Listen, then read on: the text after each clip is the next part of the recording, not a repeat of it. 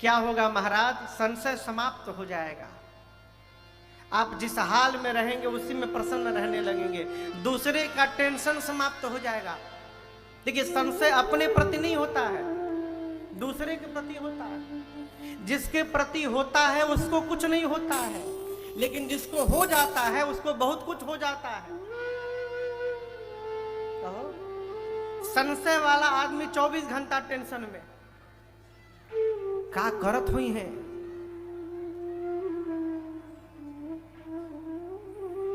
चौबीस घंटा परेशान, कहाँ गया, किससे मिला, किससे बतियाया, क्या खाया, कहाँ रुका रात को।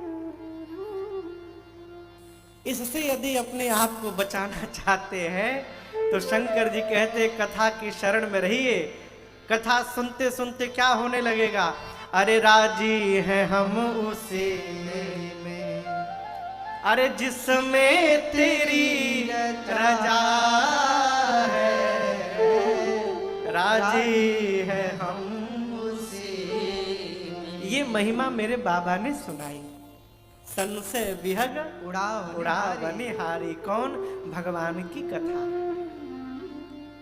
चौथे स्थान पर जहां काकभुशुंडी जी महाराज वक्ता हैं, वहां काकभुशुंडी जी ने महिमा नहीं गाई। जो कथा सुनने आए हैं गरुण जी महाराज, वही महिमा गाने लगे। कहे, भुशुंडी जी, मुझे भ्रम हो गया था, संशय हो गया था। मैं आपके पास शंकर जी के द्वारा कहने के बाद आया। शंकर जी ने मुझसे कहा कि गरुण जी, आप काकभुशुंडी जी के पास जाकर कथा सुनिए, आपका सारा भ्रम समाप्त हो जाएगा। लेकिन मैं आपसे कहूं काकभुशुंडी जी, अभी मैंने कथा श्रवण नहीं की। जैसे मैंने आपके आश्रम में पांव रखा और आपके आश्रम का दर्शन किया, मेरा सारा भ्रम संशय समाप्त हो गया। जिस स्थान पर कथा हो रही है उस स्थान की इतनी महिमा हो गई है कि उसके दर्शन मात्र से भ्रम समाप्त हो जा रहा है। जब ये कथा जीवन में उतर जाएगी तब क्या परिवर्तन हो जाएगा। इसलिए मैं आपसे कहता हूं, मुझे कथा श्रवण कराइए। ये बात गरुण जी ने कही। मैं एक बात आपसे कहना चाहता हूं।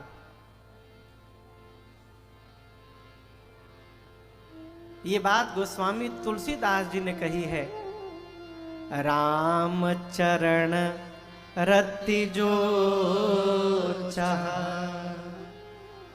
अथवा पद निर्वाण, भाव सहित सोय कथा, श्रवण पुट पार। देखिए, दो बातें गोस्वामी जी ने कही। राम चरण रति जो चाह। रति मतलब जानते हैं? रति समझ रहे हैं? रति, रति यानी प्रेम।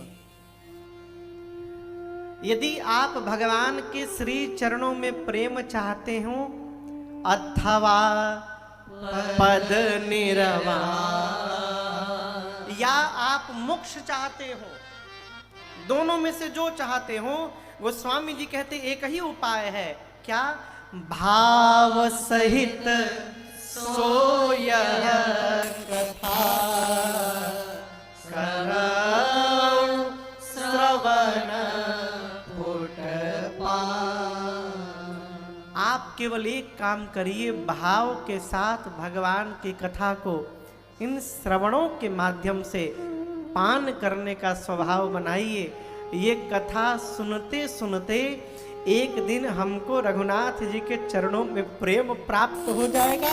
और ये कथा ही सुनते सुनते जो मोक्ष की कामना करके बैठा है, रघुनाथ जी उस जीव को मोक्ष प्रदान कर देंगे, इसमें कोई संशय नहीं।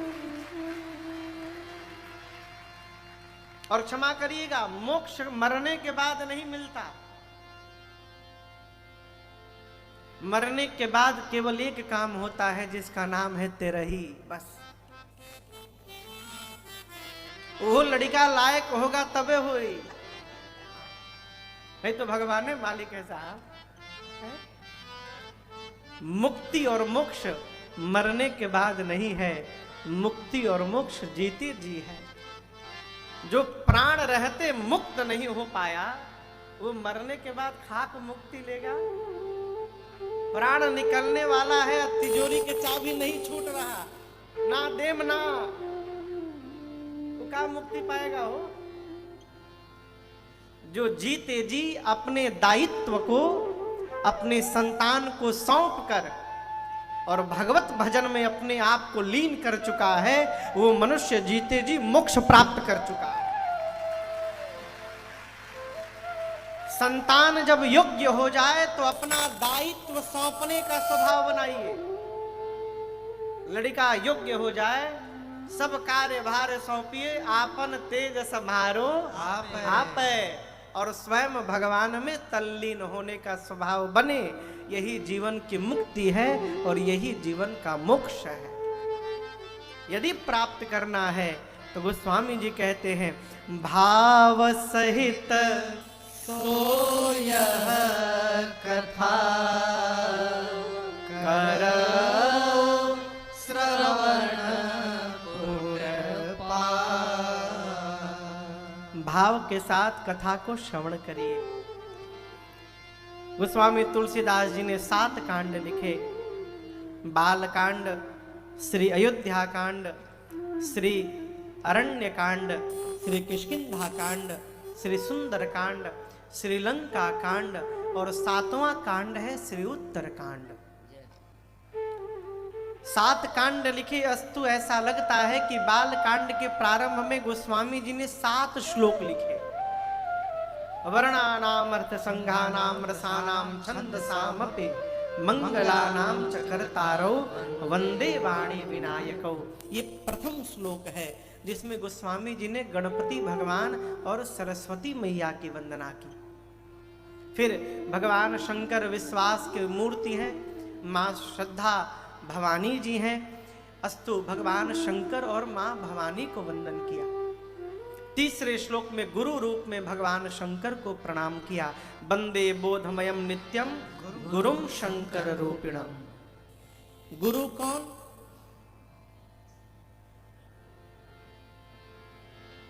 गुरु कौन?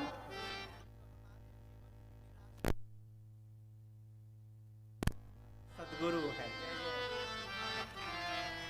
जो हमको अंधकार से निकाल कर प्रकाश की ओर बढ़ा दे, वो हमारा सदगुरु है?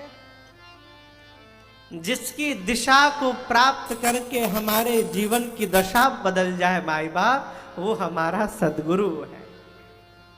भगवान शंकर जगत गुरु हैं। तुम त्रिभुवन गुरु वेद बखान, मां पार्वती ने कहा। चौथे श्लोक में आदि कवि बाबा वाल्मीकि जी और श्री हनुमान जी महाराज को वंदन किया। 5वें श्लोक में मां जानकी जी को वंदन किया। 6वें श्लोक में प्रभु श्री राम को प्रणाम किया। और 7वां श्लोक जो मैंने प्रारंभ में आपको सुनाया, कैसे कैसे गोस्वामी जी ने मानस की रचना की। इसके बाद वंदना क्रम प्रारंभ किया। गोस्वामी जी ने अपने गुरुदेव भगवान के चरण रज की वंदना की, ब्राह्मण समाज की वंदना की, संत समाज की वंदना की। गोस्वामी जी ने दुष्टों की भी वंदना की। क्यों? जब सिया राम मैं सब जग जानी, तो कहाँ दुष्ट और कौन साधु, सबकी वंदना की गोस्वामी जी ने। भगवान के परिकर समाज की वंदना की, भगवान के नाम की वंदना की। और वंदना करने के बाद गोस्वामी जी कथा को लेकर गए तीर्थराज प्रयाग, दूसरे घाट पर, जहां वक्ता हैं याज्ञवल्क्य ऋषि, श्रोता हैं भरद्वाज जी। बाबा कहते हैं, भरद्वाज मुनि बसहि प्रयागा,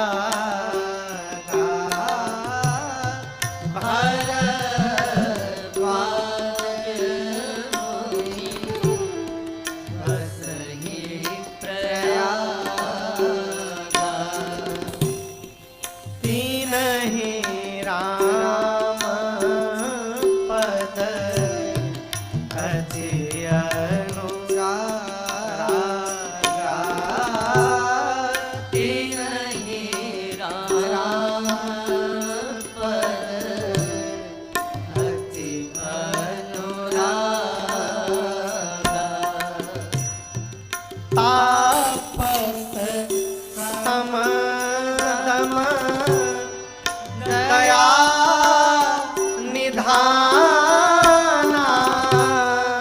तापस समदम दया निधाना। परमारथ परम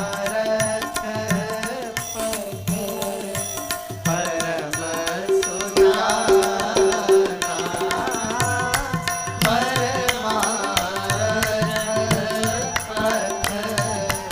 परमारथ परम सुजाना।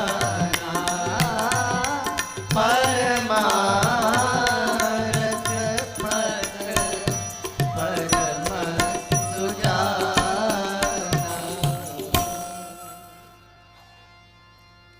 गोस्वामी जी कहते तीर्थराज प्रयाग में एक ऋषि हैं जिनका नाम है भरद्वाज ऋषि। राम जी के चरणों में रति है, प्रेम है, अनुराग है, परमार्थ पथ पे चलने वाले पथिक हैं, सम से और दम से संपन्न है। सम कहें तो जिसका मन उसके बस में है। ये बड़ी अद्भुत बात है। मन हमारे बस में नहीं है, हम मन के बस में है।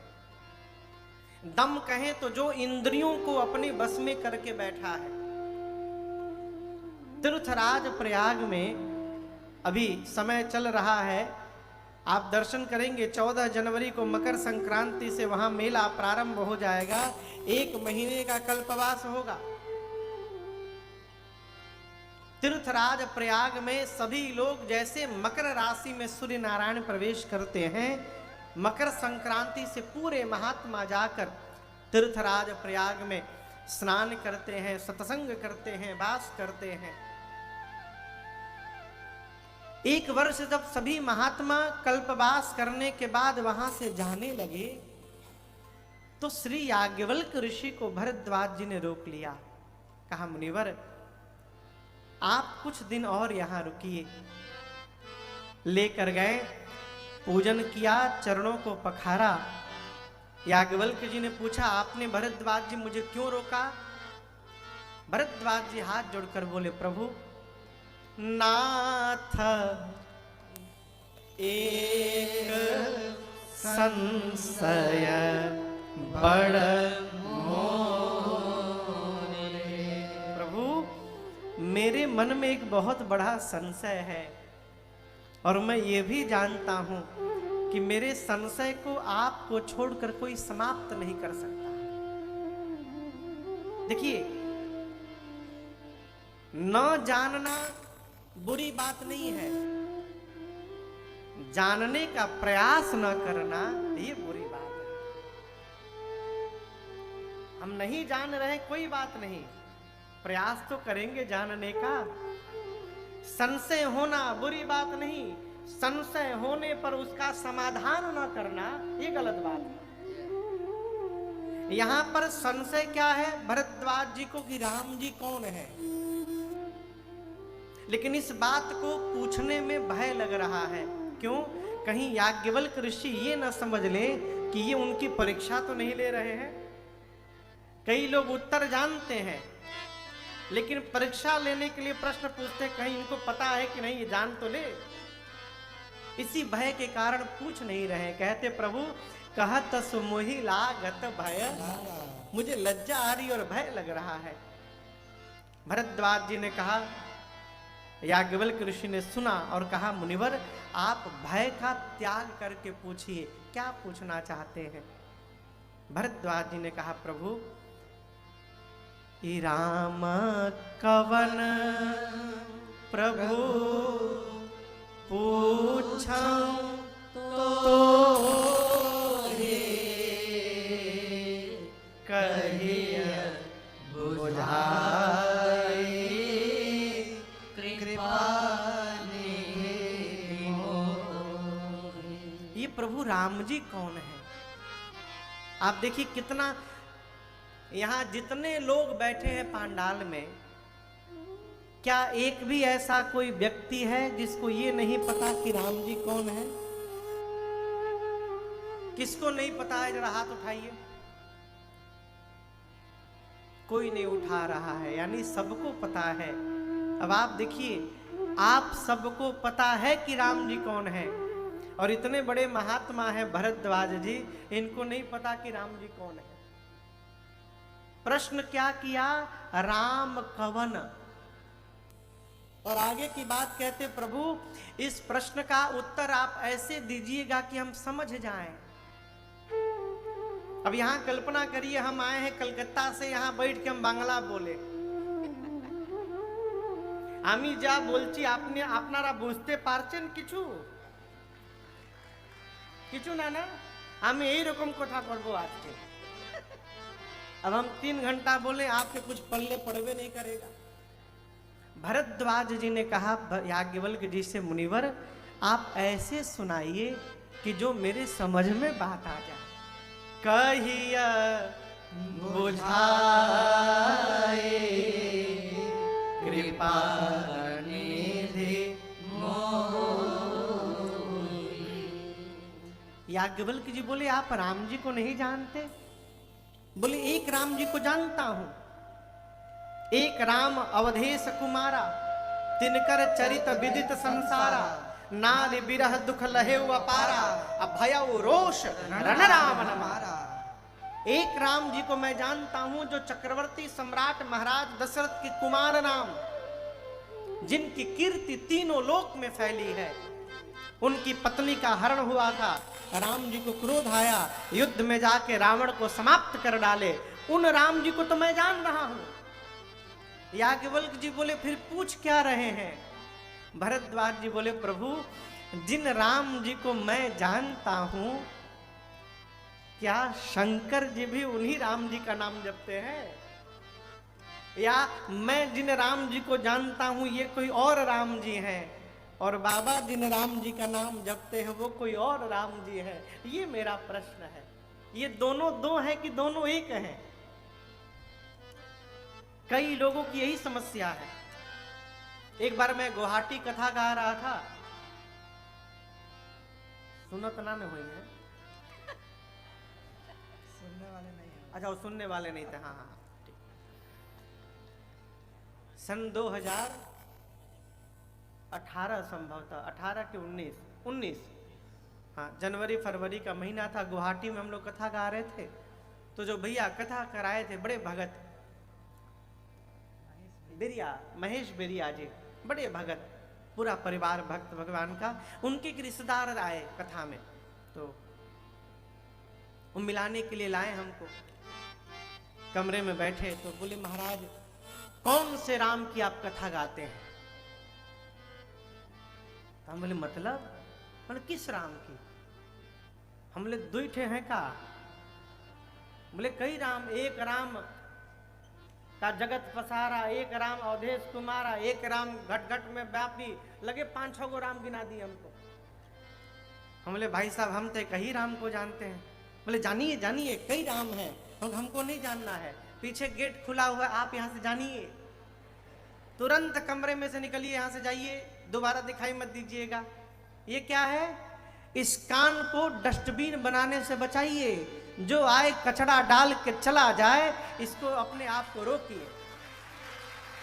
ये डस्टबिन नहीं है साहब। एक बात भी कान में चली गई, उस बात का आपके जीवन पर और आपके व्यवहार पर आज नहीं प्रभाव पड़ेगा, आज से 10 साल बाद पड़ेगा। कान में बात चली गई तो पड़ेगा ही पड़ेगा। एक ही राम जी हैं। कौन राम जी? जिनकी हम और आप कथा गा रहे हैं, इसके बाद दूसरे कौनो राम नहीं है। यही प्रश्न का पूछा भरद्वाज जी ने, प्रभु जिन राम जी को मैं जानता हूं, प्रभु सोई राम की अपर को जाहि जपत त्रिपुरारि, सत्य धाम सर्वज्ञ तुम कहु विवेक विचार। प्रभु आप सत्य सत्य बताइए, क्या वही राम जी हैं कि कोई दूसरे राम जी हैं? भरद्वाज जी की बात को सुनकर याज्ञवल्क्य ऋषि मुस्कुराए, बोले मुनिवर मैं आपकी चतुराई को समझ गया, आपको कोई संशय नहीं है, आपको कोई भ्रम नहीं है, आप गूढ़ कथा सुनना चाहते हैं, इसलिए मूढ़ बनकर आप मेरे से प्रश्न कर रहे हैं। हमारे एक चाचा थे, कहा करते थे बाबू जब तक आप अपने आप को अज्ञानी नहीं मानिएगा तब तक ज्ञानी से कुछ प्राप्त नहीं होगा। अपने से ज्ञानी व्यक्ति के आगे अपने आप को अज्ञानी मान के बैठना चाहिए, और जहां आप मान लिए कि हम कहां नहीं जाना तो वहां से कुछ भेटाने वाला खाली हाथ लौट के आना पड़ेगा। यहाँ याज्ञवल्क्य ऋषि कहते हैं चाहहु सुने राम गुण गूढ़ा, इसलिए कीन्हे हूँ प्रश्न मनहु अति मूढ़ा। गूढ़ सुनना चाहते हैं इसलिए मूढ़ बन के प्रश्न किया आपने, मैं आपको अवश्य सुनाऊंगा। भरद्वाज जी जैसे आपने प्रश्न किया उसी प्रकार एक बार पार्वती जी ने प्रश्न किया था, भवानी जी ने। उस प्रसंग को मैं आपको बाद में सुनाऊंगा। अभी बीच में एक दूसरी कथा सुनिए। कौन सी कथा? याज्ञवल्क्य ऋषि जी कथा को लेकर गए त्रेता युग में और बोले मुनिवर एक बार त्रेता युग माहे, एक बार त्रेता युग माहे, शंभु गए कुंभज ऋषि पाहे, शंभु गए कुंभज ऋषि पाहे, संग सचे जग जननी भानी, संग सचे जग जननी भवानी, पूजे ऋषि अखिलेश्वर जानी, पूजे ऋषि अखिलेश्वर जानी, राम कथा मुनि वर्ज बखानी, राम कथा मुनि वर्ज बखानी, सुनी महेश परम सुख मानी, सुनी महेश परम सुख मानी, सुनी महेश परम सुख मानी, सुनी महेश परम सुख मानी। याज्ञवल्क्य ऋषि कहते हैं भरद्वाज जी त्रेता युग का समय था। एक दिन एक बार भगवान शंकर अपनी अर्धांगिनी मैया सती, अब आप कहेंगे सती मैया कौन है? पार्वती मैया का पिछला जन्म सती मैया का था। सती मैया को साथ में लेकर भगवान शंकर कैलाश के दिव्य शिखर से नीचे उतरे और भारत के पश्चिम भाग में स्थित जहां पंचवटी नासिक है वही दंडकारण्य क्षेत्र है जहां अगस्त ऋषि का आश्रम है। अगस्त ऋषि पहले काशी जी में रहते थे। जो काशी जी है ना, यही अगस्त ऋषि रहते थे। और जितने धरती पर पर्वत हैं उन सभी पर्वतों के अगस्त ऋषि गुरु जी हैं, सदगुरु हैं। काशी के पास एक विंध्य पर्वतमाला है, विंध्य क्षेत्र, विंध्याचल जो कहते हैं, विंध्य पर्वतमाला। एक बार विंध्य पर्वत लगे बढ़ने, इतना बढ़ने लगे कि लगा कि सूर्य नारायण को ही रोक डालेंगे। देवता गए अगस्त ऋषि के पास जाकर बोले आप अपने शिष्य विंध्य को समझाइए इतना ना बढ़े। अगस्त ऋषि बोले उसके लिए मुझे काशी को छोड़ के जाना पड़ेगा और मैं काशी का त्याग करने वाला नहीं हूं, नहीं जाऊंगा। जब अगस्त ऋषि मना कर दिए तो देवता लोग पहुंचे बाबा विश्वनाथ जी के पास और जाकर कहे बाबा आप ही के नगरी में है अगस्त ऋषि, उनसे कहिए अपने शिष्य विंध्य को रोके। शंकर भगवान जब अगस्त ऋषि के पास गए और बोले, अगस्त ऋषि ने कहा बाबा काशी का कौवा भी काशी छोड़ना नहीं चाहता और आप मुझे काशी छोड़ के जाने के लिए कह रहे हैं। तब भगवान शंकर ने कहा मेरे कहने से आप जाइए और मैं आपको वचन देता हूं आप जहां भी रहिएगा एक दिन सपरिवार में आपके आश्रम में आऊंगा और आपके मुख से भगवान श्री राम की कथा को श्रवण करूंगा, लेकिन आज आप जाइए। जैसे बाबा ने ये बात कही अगस्त ऋषि गए, विंध्य के पास पहुंचे। विंध्य ने अगस्त ऋषि के चरणों में सिर को रख के प्रणाम किया और प्रणाम करते करते पूछा गुरुदेव क्या आज्ञा है। अगस्त ऋषि ने कहा जिस मुद्रा में हो जिस रूप में हो जब तक मैं लौट के वापस न आ जाऊं ऐसे ही रहना, हिलना मत। विंध्य बोले जो आज्ञा गुरुजी। अगस्त ऋषि बोल के दंडकारण्य में गए और आज तक लौट के नहीं आए और विंध्य गुरु आज्ञा मानकर वैसे ही पड़े हुए, बड़े नहीं अभी। उसी वचन का पालन करने के लिए भगवान शंकर मां सती को लेकर पहुंचे अगस्त ऋषि के पास कथा श्रवण करने। द्वार पर बाबा को देखकर अगस्त ऋषि नाचने लगे। कौन नहीं नाचेगा, साक्षात भगवान शंकर प्रकट हो जाए अचानक, कौन नहीं नाचेगा हो। बिठाकर पूजन करना प्रारंभ किए। अब यहां पर आप एक बात समझिएगा, एक ही साथ यात्रा करने वाले लोगों के विचार भी एक जैसे हो जाएं, ये संभव नहीं है। बाबा और मैया दोनों लोग बैठे हैं, अगस्त ऋषि पूजन कर रहे हैं। शंकर भगवान ये दृश्य देखकर मन में सोचने लगे अद्भुत है आप अगस्त जी, आप वक्ता हैं, हम श्रोता हैं।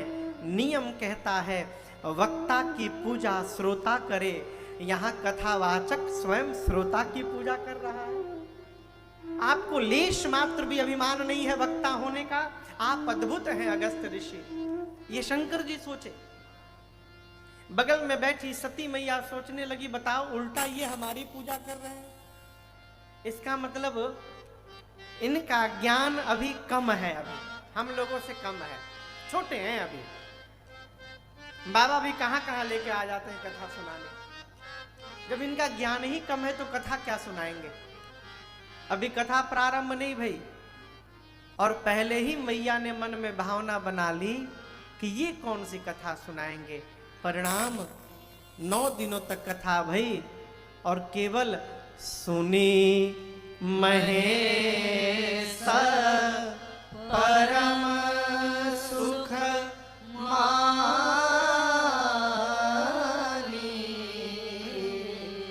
केवल भगवान शंकर ने कथा श्रवण की। मैया बैठी रही, मां ने कथा नहीं सुनी। चलते समय भगवान श्री राम की भक्ति ही दक्षिणा के रूप में प्रदान करके अगस्त जी को और बाबा मैया को लेके आकाश मार्ग से कैलाश चले। कौन सा युग था वो, कहिए कहिए। त्रेता युग। जिस समय अगस्त ऋषि के आश्रम से शंकर जी चल रहे हैं उसी समय राम जी अवतार लेकर 14 वर्ष के वनवास के क्रम में उसी पंचवटी के आश्रम में थे मैया भैया के साथ। 8 बजे भगवान शंकर चले और 1 घंटा पहले 7 बजे रावण मेरी मां का हरण करके ले गया। नीचे राम जी और लक्ष्मण जी मां के वियोग में विलाप कर करके रो रहे हैं। नीचे शंकर जी कथा श्रवण करके जा रहे हैं। हृदय विचारत जात हर के ही विधि दर्शन होई। शंकर जी ऊपर ऊपर जाके मन में सोच रहे हैं कथा सुन के कान को तो तृप्त कर लिया, भगवान नीचे ही लीला में है। यदि दर्शन मिल जाए ना तो कान के साथ साथ मेरी आंखें भी धन्य हो जाए, यदि दिखाई पड़ जाए प्रभु। जाग क्यों नहीं रहे हैं? मर्यादा है। किस बात की मर्यादा? गुप्त रूप अवतरे प्रभु, गए जान सबको। भगवान शंकर इस बात को भली भांति जानते हैं कि रघुनाथ जी गुप्त रूप में अवतार लिए हैं। यदि मैं चला जाऊं तो प्रभु का गुप्त रूप प्रकट हो जाएगा। बाबा परेशान है के ही विधि दर्शन हो, कैसे दर्शन मिलेगा? अब यहां एक बात मैं आपसे निवेदन करूं, प्रबल प्रेम के पाले पड़कर और प्रभु को नियम बदलते देखा, अपना मान टले टल जाए पर जन का मान न टलते देखा। भगवान अपने भक्त के प्रेम के कारण अपना नियम भी छोड़ने को तैयार हो जाते हैं।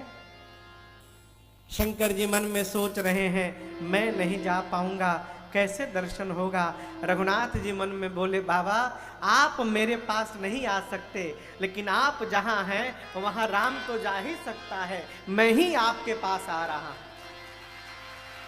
लक्ष्मण भैया को लेकर रघुनाथ जी बोले लक्ष्मण तनिक उस दिशा में ढूंढा जाए जानकी जी को। और जहां शंकर जी थे ठीक नीचे रघुनाथ जी रोते रोते पहुंचे। बाबा ने देखा एटी शंभु समायत ही राम ही देखा, शंभु समायत ही राम ही देखा, उपजाए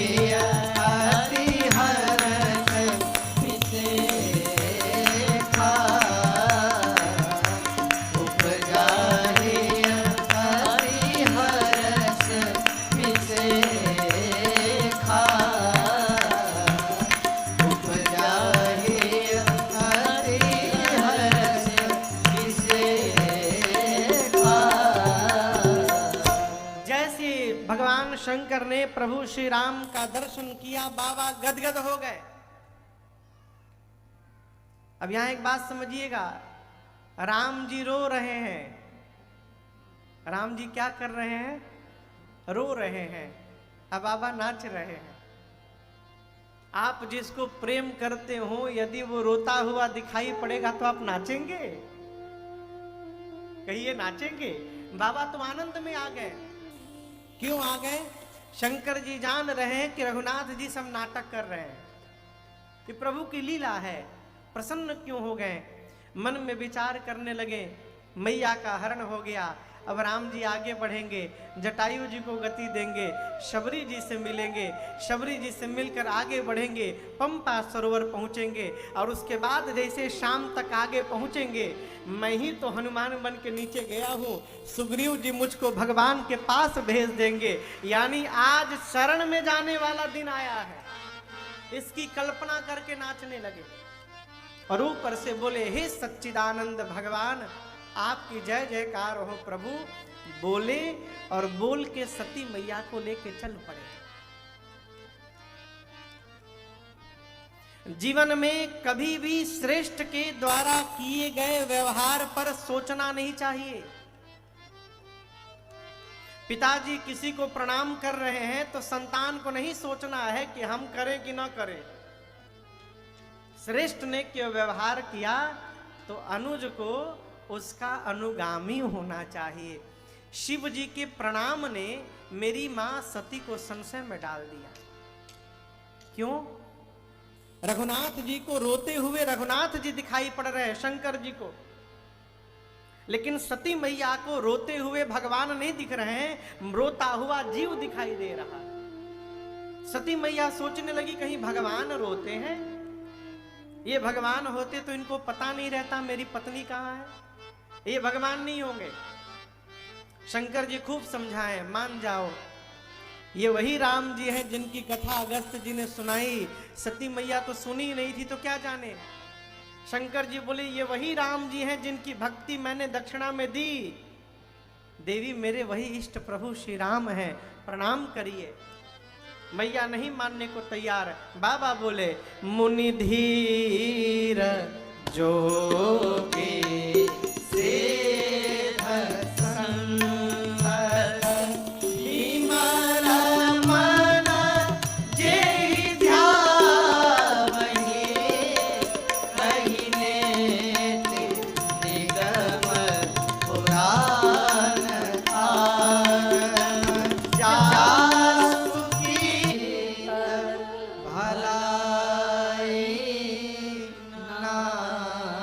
अब मेरी सती का भला होने वाला नहीं है। यहां शंकर भगवान ने सूत्र दिया। एक बार समझाने पर, 2 बार समझाने पर, 3 बार समझाने पर भी कोई नहीं समझ रहा है तो चौथी बार उसको न समझाया जाए, फिर महाराज अपने को समझा लिया जाए। क्या होए सोई जो राम रचे राखा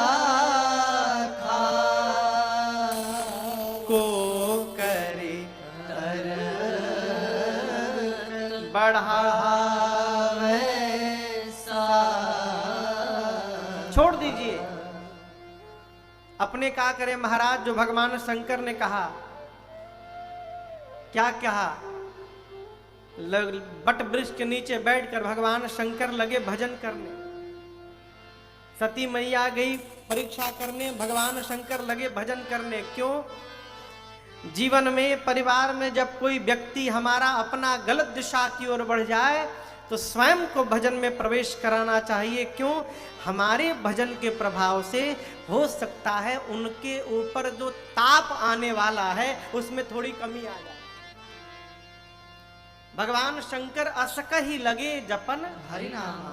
सती मैया सीता मैया का रूप बना के नकली राम जी के आगे आगे चलने लगी। लक्ष्मण जी देखे तो मन में बोली नकली भाभी है, हमारी भाभी तो भैया के पीछे चलती है, ये आगे आगे चल रही है, ये नकली है। रघुनाथ जी ने देखा, दोनों हाथों को जोड़ा, प्रणाम किया। मैं दशरथ नंदन राम आपको प्रणाम करता हूं। मां, बाबा कहाँ है? सीधा प्रश्न। कहे वो बहोरी कहाँ ऋषिकेतु, अब विपिन अकेली फिरहु के ही हेतु। मैया आप वन में अकेले घूम रही हैं? वन कितना भयानक है आपको पता नहीं है। सीता को मैंने अकेले छोड़ा, कोई हरण करके ले गया, आप अकेले हैं। जबकि सती मैया मां सीता के ही रूप में खड़ी है। जैसे प्रभु ने ये बात कही, मां सती का शरीर कांपने लगा, अपनी अज्ञानता का बोध हुआ। निज अज्ञान राम पर आना, अपनी अज्ञानता के कारण मैंने परमात्मा पर संदेह किया, अब क्या उत्तर दूंगी जाकर। लौट कर गई। बाबा ने प्रश्न किया, कैसे परीक्षण किया, विधि बताइए। मैया बोली कछु न परीक्षा लेन कुसाई, कछु न परीक्षा लेन कुसाई, कीन्ह प्रणाम तुम्हारे नाई, कीन्ह प्रणाम तुम्हारे नाई। तब शंकर देखे धरि ध्याना, तब शंकर देखे धरि ध्याना। सती झुके चरित सब जाना, सती झुके चरित सब जाना, सती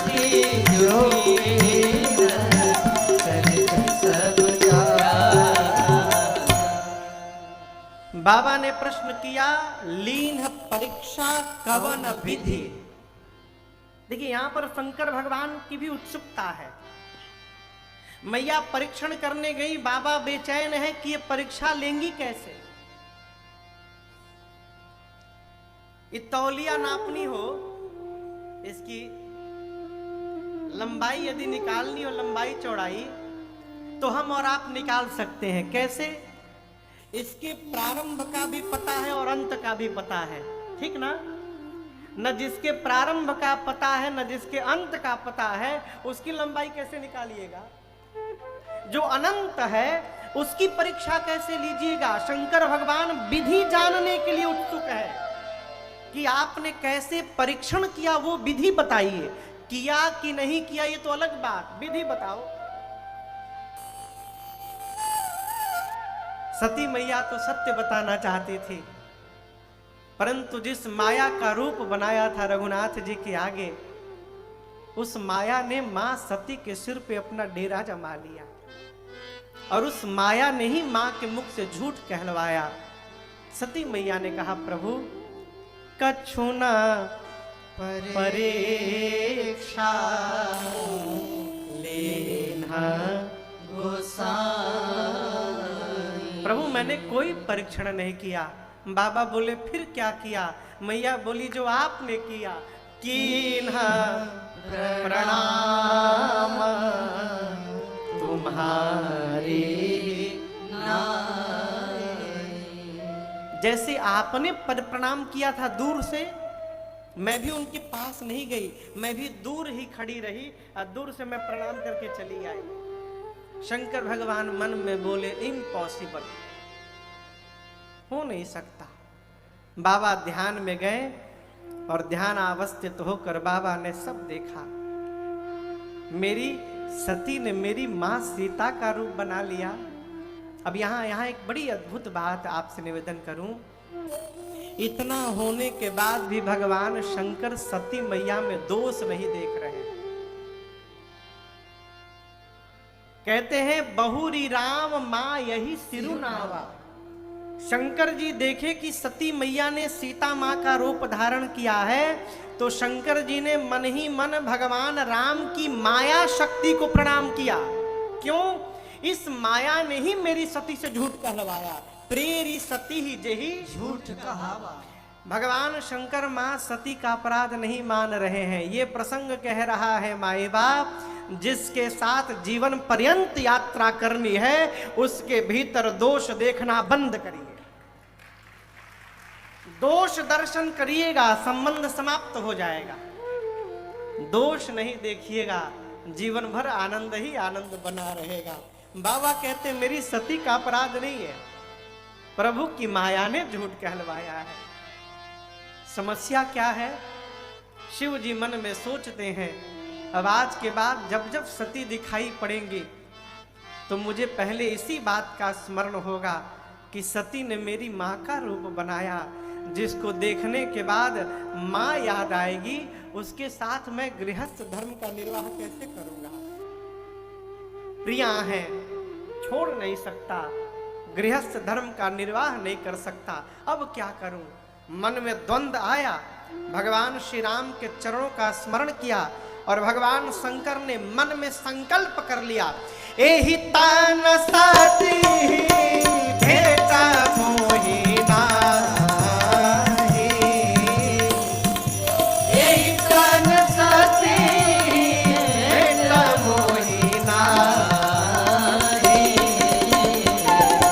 शिव संकल्प कीन्हा मन माहि, शिव संकल्प कीन्हा मन माहि, शिव संकल्प कीन्हा मन माहि।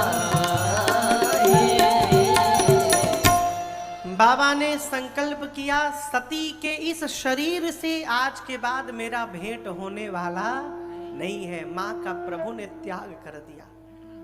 आकाशवाणी भई, आकाशवाणी ने बड़ी प्रशंसा की बाबा की। सती मैया सुनी। सती मैया ने बार बार पूछा, प्रभु आपने कौन सा संकल्प कर लिया? लेकिन शंकर जी ने बताया नहीं।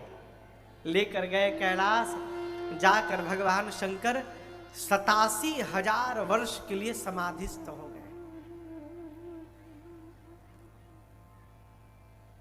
किसी से मन न मिले तो उसको सजा देनी हो ना, मौन हो जाइए। सबसे बड़ी मार है मौन हो जाना, बोलबे नहीं करना है। जिसके प्रति मौन हो जाइएगा वो भीतर भीतर घुट के समाप्त हो जाएगा। भगवान शंकर 87,000 वर्ष समाधिस्थ रहे। बीते संवत सहज 87।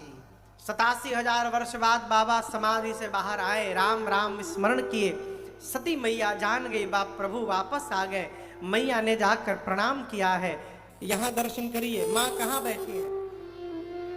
कहाँ बैठी है बोलिए? दाहिने बैठी है कि बाएं? बामांग में। लेकिन आज जब सती मैया गई हैं तो शंकर जी ने बाईं ओर नहीं बिठाया। कहां बिठाया? सन्मुख शंकर आसन। ये व्यवहार संकेत करता है मां सती को कि अब आप वामांग में बैठने की अधिकारिणी नहीं रही। मैंने आपका त्याग कर दिया। आसन दिया बाबा ने मैया को बैठने के लिए। मैया बैठी। शंकर भगवान सोचे 87,000 वर्ष से अकेली हैं, दुखी होंगी, दुख को कम करना है तो भगवान की कथा सुनाई जाए। लगे कहन हरि कथा रसाला। भगवान शंकर कथा श्रवण प्रारंभ किए सुनाना। और उसी समय मां सती के पिता दक्ष, प्रजेश